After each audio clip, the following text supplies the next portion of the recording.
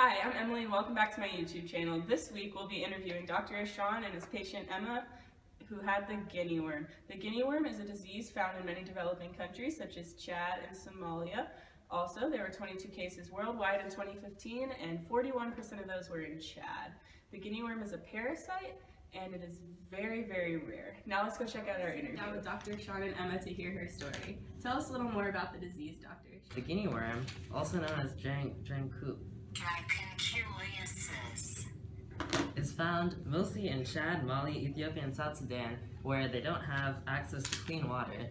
So basically, the guinea worm larva in the water gets ingested when people in those countries drink poor water, and the guinea worm larva actually mate inside of you, and a female guinea worm ranging from about 60 to 80 centimeters long grows and transports itself through your body until it emerges from your foot in a very painful blister and sometimes having sores. And I even brought with me a real guinea worm. This is the guinea worm that I extracted from my patient here, Emma.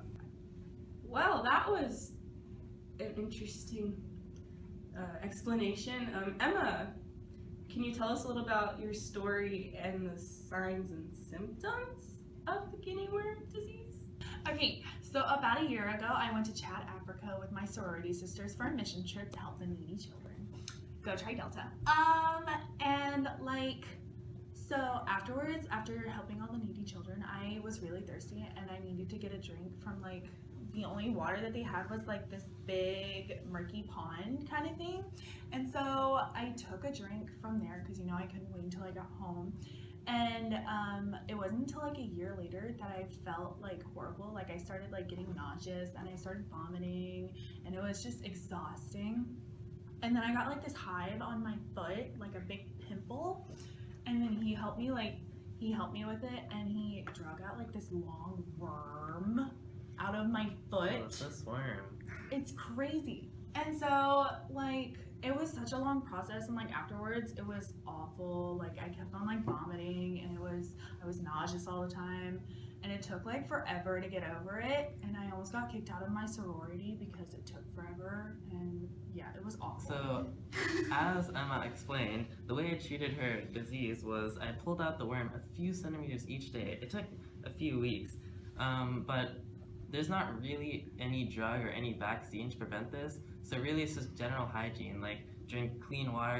You can use a pipe filter to drink directly from ponds. They filter out all the vectors of this guinea worm, and we use larvicides in the ponds in those African places to kill the guinea worm larva, and we quarantine people within 24 hours of them knowing that they have the guinea worm to make sure that they don't go into the water and spread the larva for other people to get sick.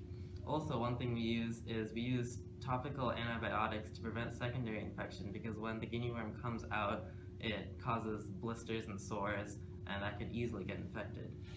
So what's really interesting about this disease is that humans themselves are the only reason the disease still exists. If humans had more safe hygiene practices, safe drinking water practices, the disease wouldn't be able to affect us at all.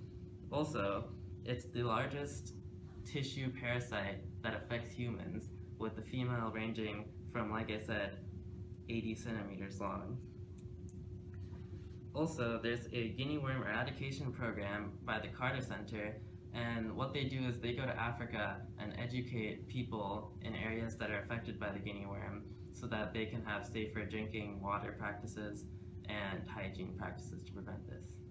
Alright, thank you for tuning into my video, and check out for my next video next week, and subscribe, hit that like button, and comment below.